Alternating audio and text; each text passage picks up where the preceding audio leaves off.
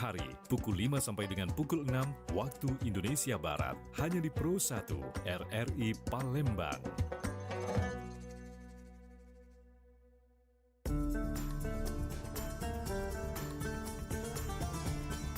Untuk menambah hazanah wawasan Anda dalam agama Islam, segera Anda ikuti Mutiara Pagi.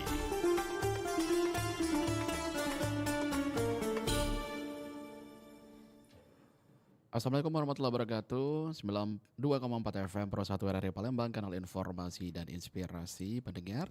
Tentunya masih bersama saya Pilih Makomi dan rekan saya pendengar di Mutiara Pagi hari ini, dan kita sudah terhubung ya Pilih ya.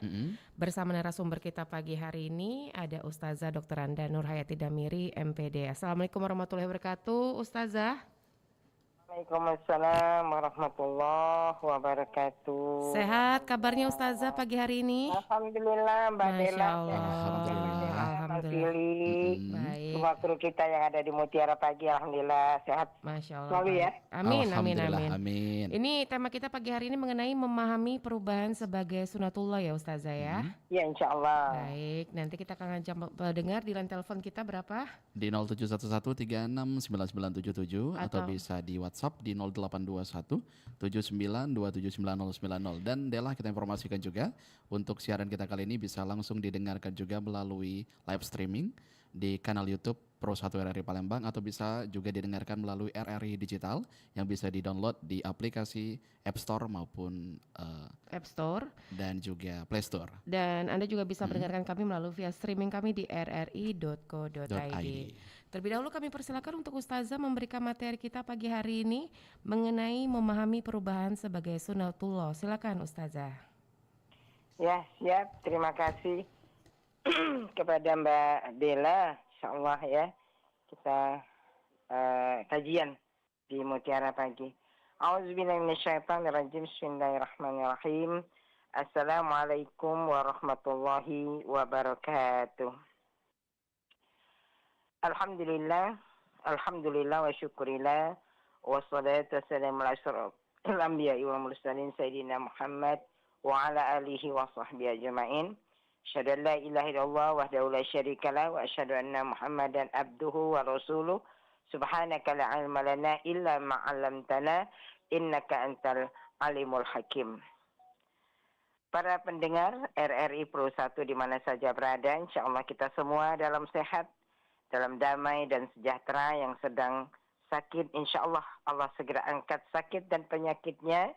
Dan hari ini dimanapun saja berada para pejuang nafkah, insyaallah kita diberikan pertolongan dari Allah Subhanahu wa Ta'ala sebagai rahmat dan kasih sayangnya.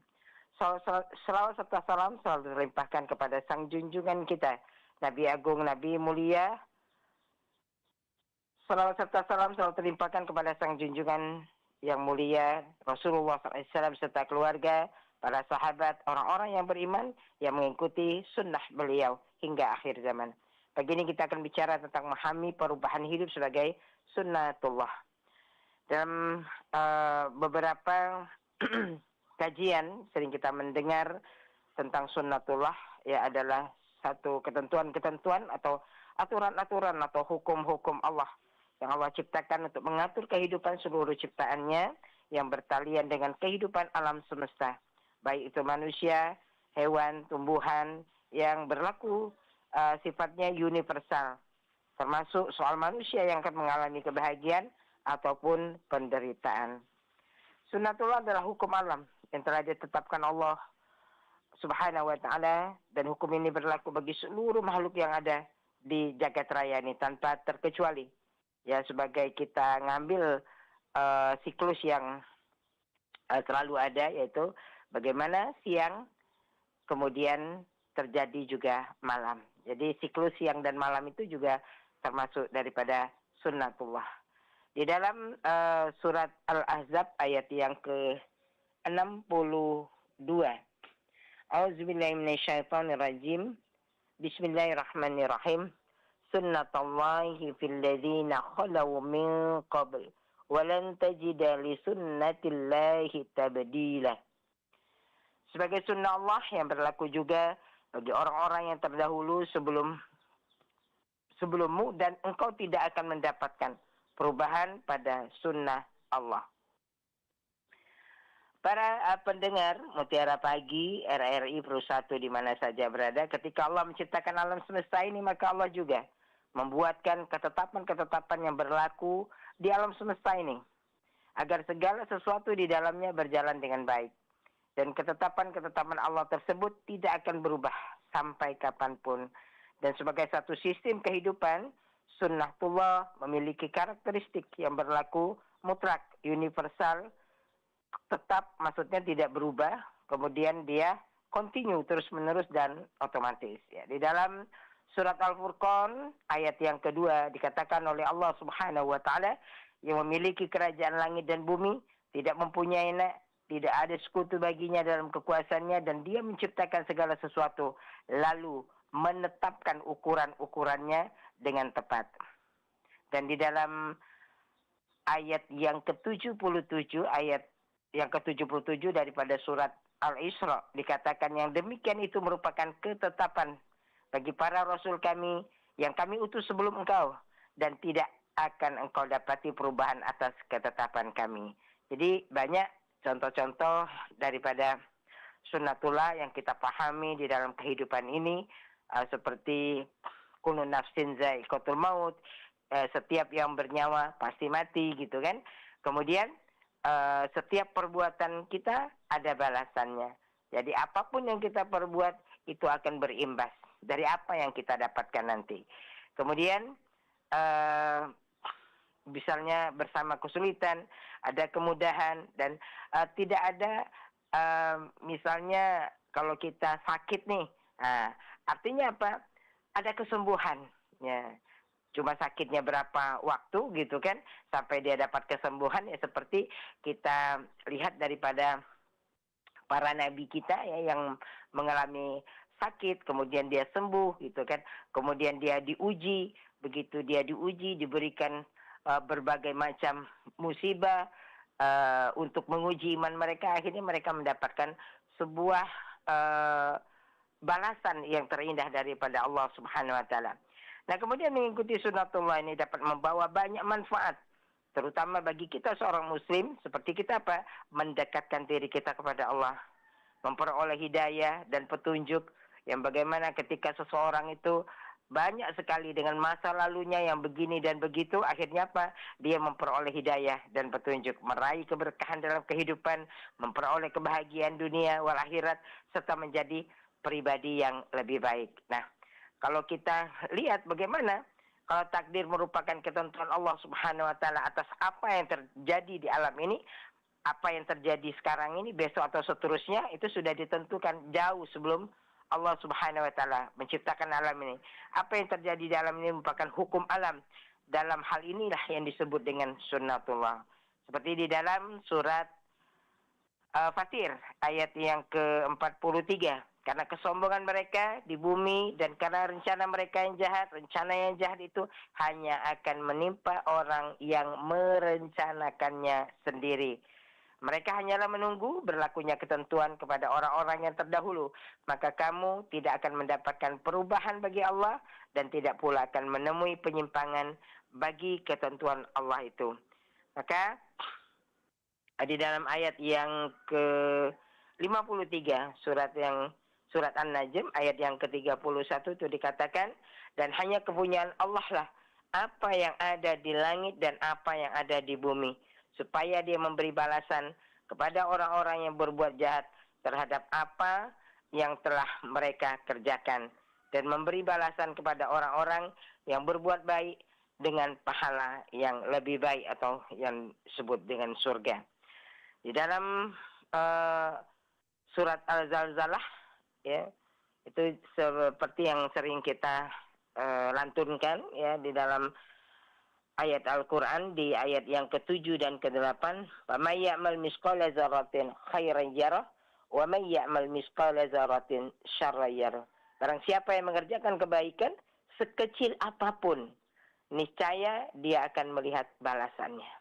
Dan barang siapa yang mengerjakan kejahatan sekecil apapun, niscaya dia akan melihat balasannya juga. Jadi Artinya apa? Kalimat balasan itu sesuai dengan perbuatan. Nah, ini artinya juga bahwa balasan atas kebaikannya, balasan untuk kejahatannya. Jadi dan ini balasan baik itu dunia maupun akhirat gitu ya. Jadi kalau kita ngambil secara khusus pada kajian kita pagi ini bahwa balasan perbuatan baik itu di dunia, balasan itu baik di dunia, Allah Ta'ala ya itu sudah menetapkan bahwa siapapun yang melakukan perbuatan baik gitu kan akan mendapatkan balasan dari kebaikannya. Nah, ini sunnatullahnya. Kemudian seperti di dalam surat Az-Zumar ayat yang ke-10, bagi orang-orang yang berbuat baik memperoleh balasan kebaikan di dunia. Jadi Allah itu sangat adil dan tak zalim kepada hamba-hambanya. Kemudian di dalam surat Ar-Rahman ya, ayat yang ke-60, hal jazaa'u illa ihsani illal ihsan. Tidak ada kebalasan kebaikan kecuali kebaikan pula. Jadi artinya apa? Setiap balasan itu mengikuti apa yang kita kerjakan. Dan balasan-balasan yang ada itu ketika seseorang yang menjalankan contohnya ibadah zikir, kemudian sholat, maka Allah balas dengan apa? Memberikan ketenangan jiwa. Bagi siapa? Bagi yang melakukannya. Yang mungkin mereka kadang-kadang sebelum seperti kita nih bangun tengah malam kita sholat tahajud, mungkin kita ada sholat hajat, taubat dan lain sebagainya. Kemudian kita berzikir, kita tegakkan tadi qiyamul lailnya, ya, maka dia akan mendapatkan sesuatu yang memberi ketenangan jiwa. Ya. Kemudian dikatakan juga bahwa ketika kita merasakan segala sesuatu sebagai sunnatullah, itulah yang berlaku. Ya, seperti di dalam Al-Ahzab ayat yang 62 tadi, sebagai sunnatullah yang berlaku atas orang-orang yang telah terdahulu dan kamu sekali-kali tidak akan mendapatkan perubahan pada sunnatullah. Jadi banyak sekali sunnatullah yang sudah kita jelaskan tadi bahwa seperti kullu nafsin za'iqatul maut ya. Maka di sini dikatakan oleh Allah Subhanahu wa taala ya bahwa tidak ada balasan sesuatu kebaikan kecuali kebaikan pula. Nah itu kalau kita mengulangi lagi daripada surat Ar-Rahman ayat yang ke-60. Juga di ayat 28 surat Al-Arab, surat yang ke-13, orang-orang yang beriman hati mereka menjadi tentram dengan berzikir, mengingat Allah, ingatlah hanya dengan mengingat Allah hati menjadi tentram. Nah, ini adalah imbas dari apa yang kita perbuat. Jadi timbal balik atau hukum sebab akibat yang kita lakukan tadi ya. Maka Rasulullah SAW dijadikan kesenanganku dari dunia berupa wanita dan minyak wangi dan dijadikan penyejuk hatiku dalam ibadah sholat. Nah, jadi ini juga dikatakan dengan perbuatan baik, semisalnya kita silaturahim ya, di dunia Allah balas yang senantiasa bersilaturahim juga dengan rezeki yang lapang, umur yang panjang yang diberkahi dan lain sebagainya ya. Jadi kata Rasulullah juga, siapa saja yang ingin dilapangkan rezekinya, dipanjangkan umurnya, maka hendaknya ia menyambung silaturahimnya dengan para kerabatnya ya, hadis riwayat Bukhari. Nah, inilah kira-kira kajian perdana kita untuk memahami perubahan hidup sebagai sunnatullah. Jadi apapun yang kita perbuat, baik itu kebaikan-kebaikan ya ataupun mungkin sesuatu yang tidak berkenan di hadapan Allah Subhanahu wa taala, maka orang tersebut akan mendapatkan imbas atau timbal balik daripada apa yang dilakukannya. Maka di dalam firman Allah, barang siapa yang mengerjakan amal solih, baik laki-laki maupun perempuan dalam keadaan beriman, maka sesungguhnya akan kami berikan kepadanya kehidupan yang baik di dunia. Nah, kehidupan yang baik ini ya itu tadi, bukan saja artinya kehidupan baik itu adalah harta yang banyak dan lain sebagainya, tapi lebih kepada ketenangan, ketentraman jiwa. Dan sesungguhnya kata Allah akan kami beri balasan kepada mereka dengan pahala yang lebih baik dari apa yang mereka kerjakan. Jadi ini cukup memberi kita pemahaman yang lebih luas lagi, di mana apa yang kita kerjakan, maka Allah akan memberi lebih dari apa yang kita kerjakan. Ya, seperti kita berinfak, gitu kan. Ketika kita memberi, ya, maka Allah membalas walau bukan daripada orang yang kita beri tadi. Allah balas lebih dari apa yang kita berikan. Wallahu a'lam bishawab. Demikian Mbak Dela dan Mas Fili. Baik Ustazah, dan kita terima telepon terlebih dahulu ya Ustazah ya, di line telepon kami di 369977 Pro 1. Assalamualaikum. Waalaikumsalam. Bu Sofia di Sekojo, silakan Ibu. Ya, ini kita ini lagi sakit. Alhamdulillah, masih bisa sholat, Bu Ustazah. Ya. Ya, kita uduk tayamum. Iya, tak kasih yang nak ngerawangi nak nganu tu. Tak ada masih tidur mantuk. Terus ini kita puasa, yang keduanya puasa digabung ke puasa Senin sama puasa Sa'ban apa ya? Saban. Iya, jadi dua niatnya. Baik, Ya. segitu saja Ibu. Itu baik. Baik, terima kasih Bu Sofia. Terima kasih. Ya. Ustazah. Assalamualaikum. Waalaikumsalam warahmatullahi wabarakatuh. Warahmatullahi Silakan wabarakatuh. Ustazah. Ya, baik. Terima kasih kepada Bu Sofia. Insya Allah Bu Sofia dalam keadaan sehat. Ya, sakitnya insya Allah diangkat oleh Allah. Penyakitnya juga akan disegerakan ya kesembuhannya. Jadi tadi ketika kita tidak bisa berbuat apa-apa, apa yang bisa kita lakukan ya. Sesuai kemampuan kita. Jadi kalau masalah tadi dikatakan tidak ada yang bisa membantu dalam wudhu, ya bisa kita lakukan sesuai daripada kemampuan kita. Nah kemudian tadi dikatakan bahwa ada puasa sunnah yang digabung, boleh. Kalau dia sama-sama sunnah, boleh gitu ya. Jadi otomatis misalnya melakukan puasa di sunnah Senin Kemis gitu kan. Kemudian digabungkan juga dengan puasa Sa'ban. Silahkan. Jadi artinya apa? Seperti Ayyamul Bid gitu, Senin Kamis gitu kan. Boleh satu puasa dengan dua niat kita gitu. Ataupun kalaupun kita sudah istiqomah, itu istiqomah nih dengan Senin Kamisnya, ya kita udah niat Ayyamul Bidnya saja gitu kan. Atau mungkin di bulan Sa'ban kita perbanyak, misalnya kalau misalnya ada hutang-hutang kita di bulan Ramadan yang dulu-dulu yang belum terbayar, kita bisa bayar gitu dengan satu niat. Nah, insya Allah kalau kita sudah istiqomah, maka insya Allah akan dibalas Allah juga puasa sunnahnya, karena kita di puasa hari Senin dan Kamis gitu ya. Jadi insya Allah dua-duanya kita dapat gitu kan.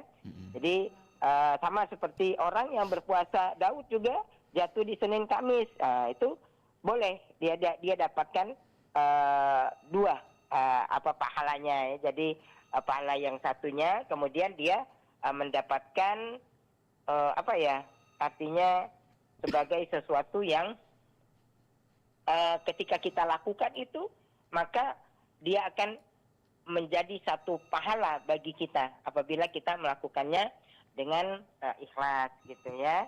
Nah, yang tidak bisa digabung itu ketika puasa wajib dengan puasa sunnah. Jadi kalau kita ada puasa wajib mengkodo, insya Allah sunnahnya juga dapat. Tidak perlu kita niatkan. Wallahu a'lam bishawab. Baik. Oke, lanjut lagi tadi ya. Di 369977 atau juga melalui line WhatsApp di 082179279090 Pro 1. Assalamualaikum. Halo, Assalamualaikum. Assalamualaikum. Waalaikumsalam warahmatullahi wabarakatuh. Pak Abu Bakar Jijawi, silakan Pak Abu. Ya, terima kasih Mbak Dela ya. Iya. Kok ada teman Mbak Dela? Iya, sekarang Iya. udah tandem nih Pak, sudah siaran berdua.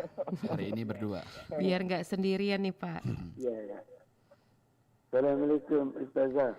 Waalaikumsalam. Waalaikumsalam warahmatullahi wabarakatuh. Pak Ustadz, sehat selalu. Amin ya Allah. Amin.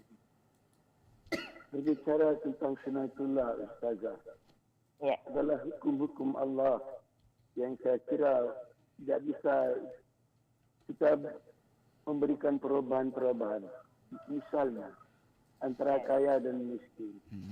Nah, jadi kalau orang berencana untuk mementaskan kemiskinan, saya kira menurut saya barangkali sulit. Sebab itu sunatullah. Nah, sunatullah ini sangat bermanfaat dalam hidup dan kehidupan kita. Dan pertanyaan saya begini, Ustaz. Apakah perbedaan antara sunatullah dengan takdir Allah? ya. Baik. Ya, saja Ustazah, mohon pencerahan. Terima kasih. Ya. Assalamualaikum. Waalaikumsalam warahmatullahi wabarakatuh. Silakan Ustazah. Ya. Baik, terima kasih kepada Pak Abu Bakar, ya, semoga sehat selalu. Apa perbedaan itu dari dengan takdir, ya, dan yang namanya sunnatullah. Jadi ketika kita paham bahwa sunnatullah itu berlaku, ya, untuk semuanya secara universal, ya. Dikatakan tadi hukum-hukum Allah yang berlaku tetap, yang tidak berubah, ya, di alam, di kehidupan manusia. Kenapa? Karena sifatnya kausal tadi, ya, apa istilahnya, timbal balik, sebab akibat, gitu kan. Nah, sementara takdir itu adalah qada dan qadar, ketetapan Allah yang meliputi segalanya, gitu kan. Segala yang kita jalani di dalam kehidupan ini. Jadi maupun yang di luar kuasa kita maupun di dalam kendali kita, gitu kan. Nah, itu takdir, itu qada dan qadar, ketentuan yang sudah berlaku. Nah, ketika yang tadi dikatakan seperti oleh Pak Abu Bakar tadi bahwa ada kaya, ada miskin, gitu kan. Setiap apa yang mereka lakukan imbasnya ke tadi. Mungkin ada orang yang malas-malasan, gimana dia mau jadi kaya kalau dia begitu caranya. Kemudian ada orang yang berusaha keras sekuat tenaga, akhirnya apa, dia mendapat kebaikan atau mendapatkan kekayaannya, begitu ya. Nah, maka kalau kita bedakan di sini adalah seperti di dalam surat Fatir 43 tadi, bahwa kamu tidak akan menemukan perubahan pada sunnatullah. Jadi artinya apa? Bahwa yang tadi kaya itu adalah hasil ikhtiar kita. Wajib tadi kan, ikhtiarnya wajib nih kan. Apalagi strategi kita. Tapi kalau yang namanya takdir itu adalah satu ketentuan yang sudah pasti, yang sudah tertulis oleh Allah. Dan kita akan diarahkan ke arah sana, ya. Jadi artinya apa? Seperti orang yang tadi, yang seperti kaya, miskin, ya, yang hasil daripada ikhtiar. Miskin itu sering karena kurangnya akses dia, ujian hidup dia, atau pilihan hidup dia. Dia yang memilihkannya. Jadi kalau sunnatullah itu ketika mereka di dalam kehidupannya. Tapi kalau takdir itu adalah ketentuan-ketentuan yang sudah Allah tentukan, yang ketika Allah menentukan, kita diarahkan kepada apa yang sudah ditentukan oleh Allah Subhanahu wa taala. Wallahu a'lam bishawab. Baik. Ustazah, kita beralih ke pertanyaan dari WhatsApp di 082179279090. Ada Bu Sri di Sekojo. Assalamualaikum warahmatullahi wabarakatuh. Maaf Ibu Ustazah, bagaimana cara kita menanamkan kedisiplinan diri anak tentang ibadah, khusus sholat? Sudah sering kita nasihati, tapi masih suka melanggar. Terima kasih Bu Ustazah dan Mbak Dela serta Bang Pili. Mohon dijawab. Terima kasih. Wassalamualaikum, Tat. Baik, dijawab. Silakan, Tat. Ya. Baik, Mas Pili, terima kasih kepada Ibu Sri Di Sekojo. di Sekojo, ya, Mas. Betul. Ya. Nah, jadi bagaimana kita untuk menerapkan disiplin, ya, sholat untuk anak kita, gitu kan? Nah, karena sudah mungkin kalau dikatakan capek, ya udah lelah, gitu ya. Nah, jadi artinya bagaimana kita untuk tidak menghukum, gitu kan? Artinya apa? Dengan keteladanan kita, dengan kebiasaan-kebiasaan yang memang ini adalah satu strategi yang kita buat, ya. Artinya membuat anak ini jangan sampai tidak nyaman dengan apa yang kita lakukan, ya. Jadi ketika inilah yang kebiasaan yang harus kita mulai dari kapan? Bukan dari mereka sudah menjadi akil balik, tapi sebelum mereka akil balik itu sudah membiasakan. Jadi kata Rasulullah, perintahkan anak-anak kalian itu sholat ketika mereka berusia 7 tahun, gitu kan? Nah, artinya apa? Ini persiapan untuk apa? Untuk menuju akil balik mereka, gitu kan? Nah, artinya ketika kita menanamkan ya mereka dengan kebiasaan menutup kemungkinan seperti itu ya. Nah, jadi ketika kita tidak lagi bisa membentuk kebiasaan mereka yang mungkin sejak kecil dari umur 7 tahun sampai 10 tahun gitu sebagai rutinitas dan konsistensi mereka gitu, maka kita tentukan sendiri bagaimana untuk membiasakannya. Jadi tentukan ya kapan dia harus dibangunkan. Kalau ini pasang alarm gitu kan, alarm azan di rumah, jadikan sholat itu sebagai agenda tetap kita dan kita selalu mengingatkan ya. Nah, jadi kalau untuk bagaimana mendisiplinkan mereka, nah itu dari cara kita membiasakan untuk selalu mengingatkan mereka ya, mengingatkan mereka bagaimana mungkin kita beri panduan kalau mereka laki-laki ya, bagaimana untuk sholat berjamaah gitu di masjid. Kalaupun mereka ada sesuatu dan lain halnya, ya sholat berjamaah di rumah. Jadi seolah-olah kita tergantung dari mereka yang mau jadi imam nih misalnya kan. Nah itu. Jadi artinya jangan kita intinya kalau kita mendisiplinkan anak kita lebih dulu. Jadi jangan sampai kita orang tua menyuruh tapi kita sendiri yang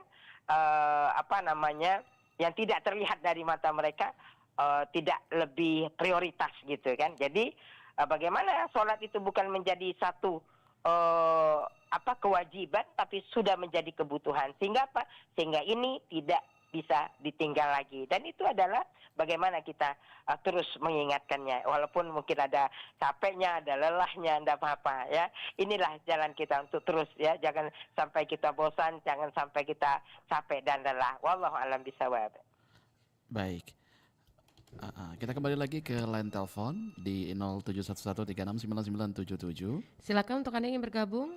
Pro 1, Assalamualaikum. Halo. Waalaikumsalam warahmatullahi wabarakatuh. Pak Roni di Palembang, silakan Pak Roni. Iya Mbak, terima kasih. Assalamualaikum Ustazah.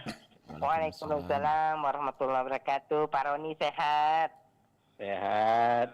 Kapan Ustazah nak sini lagi? Ayo, kapan baik? Ini Ustazah, pertanyaannya kena aku tak ngikut dari awal temanya Ustazah. Ini setiap kita ni hatam Quran tu setiap tahun Ustazah.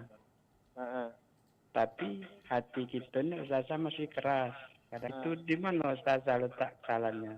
Terima kasih. Assalamualaikum warahmatullahi wabarakatuh. Waalaikumsalam warahmatullahi wabarakatuh.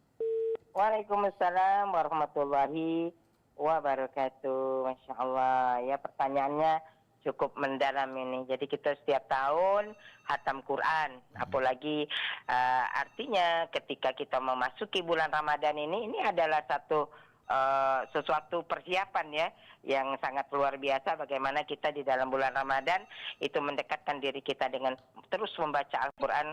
Kalau bisa kita bisa sampai hatam 1 atau 2 kali ya.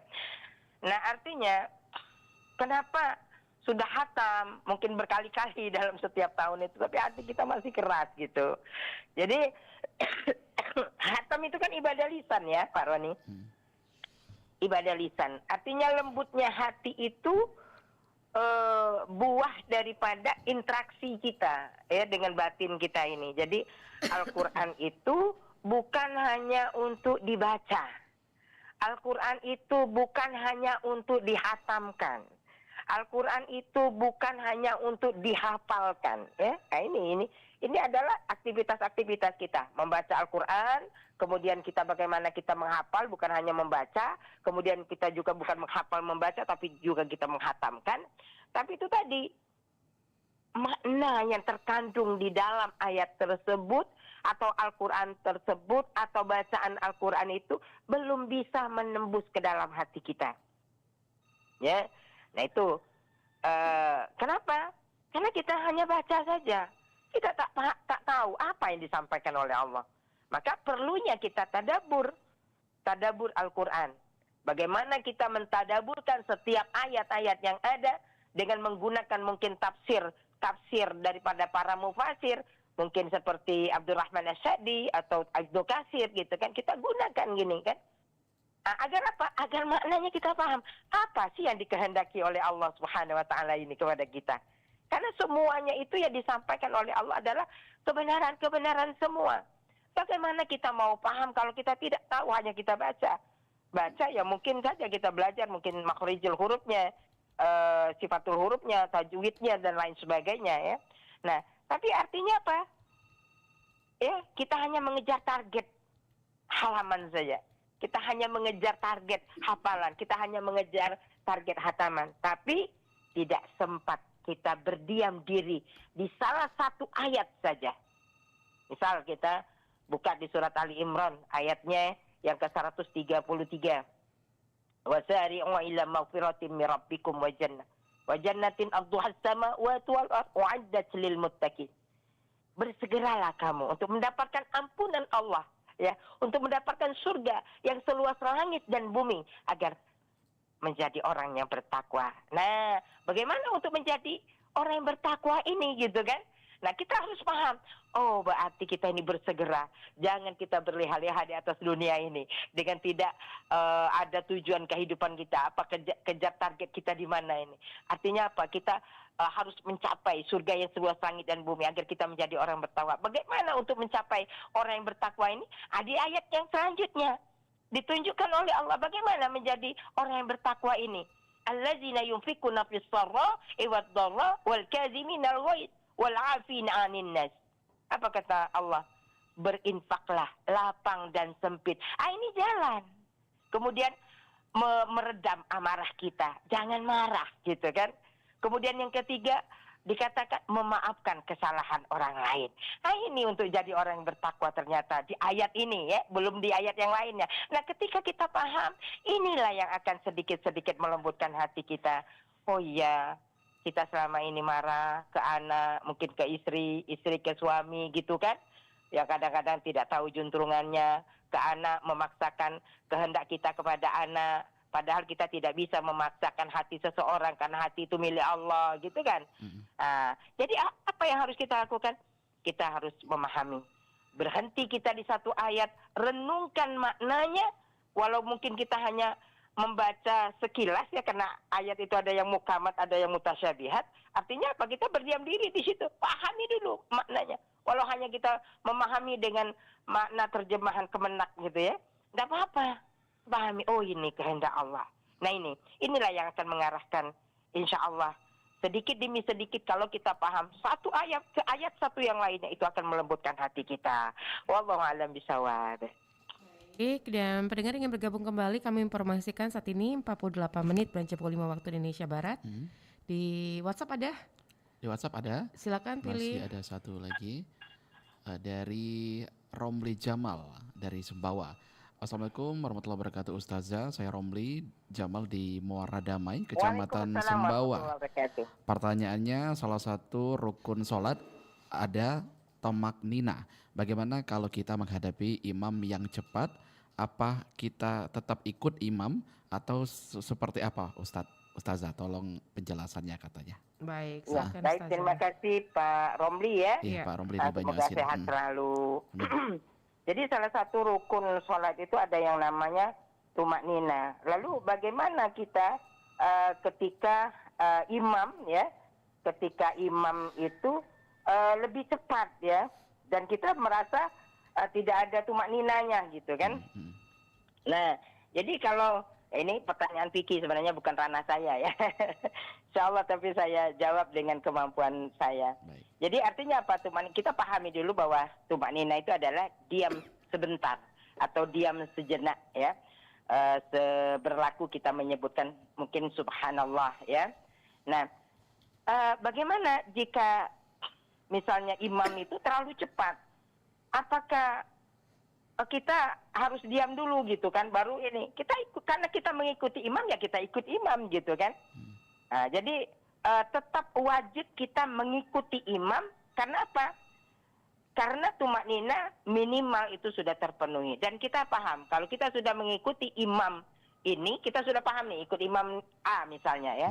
Wah ini bacaan cepat. Jadi kita juga bisa interaksinya juga bisa tahu nih strateginya gimana agar kita mendapatkan tumaknina. Jadi kalau tumaknina itu kalau dengan sholat sendiri ya bisa kita lakukan, tapi ketika kita tidak bisa tumaknina karena memang ininya cepat, ya udah kita tetap ikut cepat, cuman strateginya harus kita pahami. Ya, jadi kalau kita sudah tahu nih imam yang ini, berarti kita harus juga kalau bahasa gerak cepat juga gitu kan.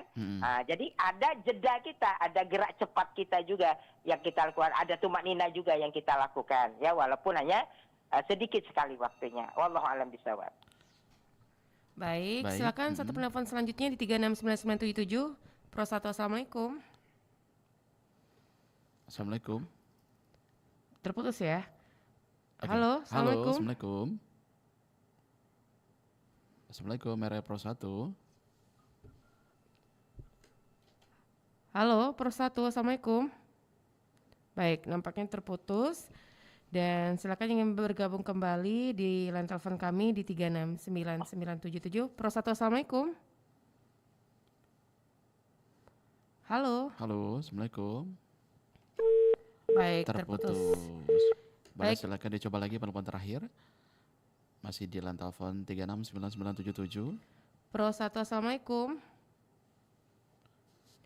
Halo, Pro 1, assalamualaikum. Waalaikumsalam. Pak Zakaria di Kenton, silakan Bapak. Iya, terima kasih. Assalamualaikum Bu Ustazah. Waalaikumsalam warahmatullahi wabarakatuh. Sehat selalu. Amin. Semoga Ustazah juga sehat bersama kita semua. Amin. Pertanyaan terakhir ya, waktunya singkat ya. Ini mau tanya pada bagian Sayyidatul Istighfar itu, Ustazah. Ada bagian terakhir itu kan artinya kan menjadikan mencari masalah itu kan. Aku berlindung kepada Allah dari kejahatan diri aku sendiri. Aku mengakui segala nikmat dari Allah. Aku mohon ampun kepada Allah dan seterusnya. Nah, mohon pencerahan saja pada Sayyidatul Istighfar yang pada bagian terakhir. Menjadikan mencari masalah. Bisa ditangkap Ustazah pertanyaannya? Bisa dipahami Ustazah? Ya, apa makna istighfar ya? Iya, yang terakhir itu pada bagian terakhir yang Sayyidatul Istighfar itu kan.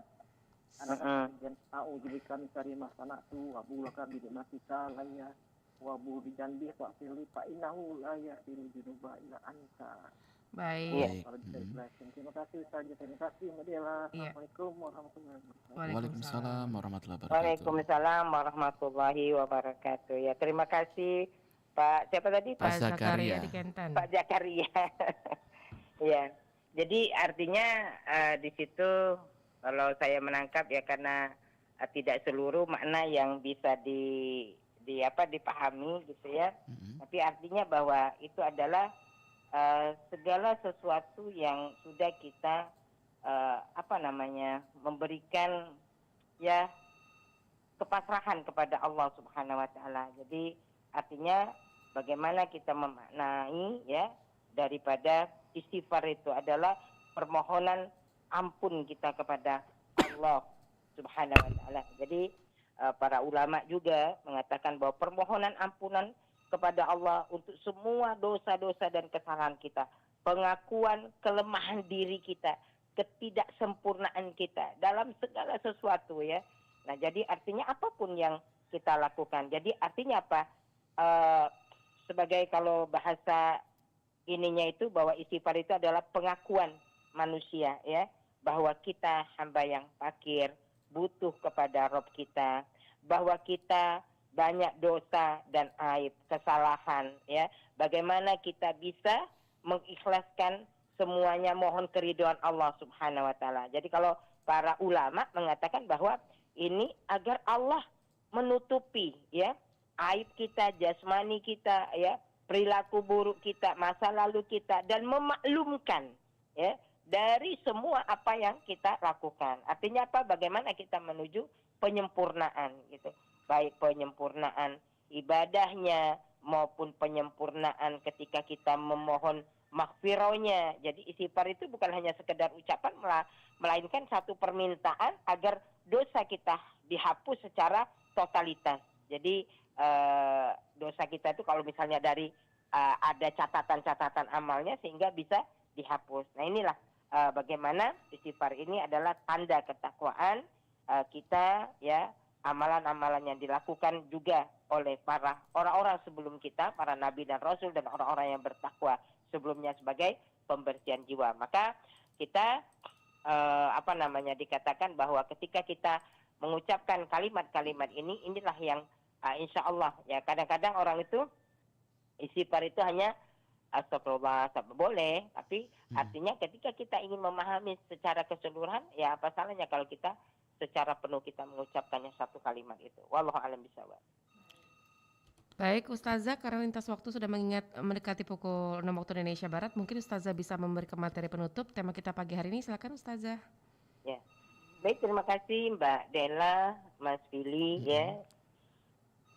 Kita sudah berada di ujung waktu daripada kajian kita. Maka dari apa yang kita pahami bahwa perubahan hidup ini kita pahami sebagai sunnatullah, insya Allah hati kita akan tenang, ya. Apalagi kalau kita terbiasa dengan hal-hal sesuatu yang sudah menjadi sebab akibat. Jadi setiap perbuatan baik itu akan Allah balas, dan juga setiap perbuatan buruk juga Allah tidak akan pernah melewatinya, gitu ya.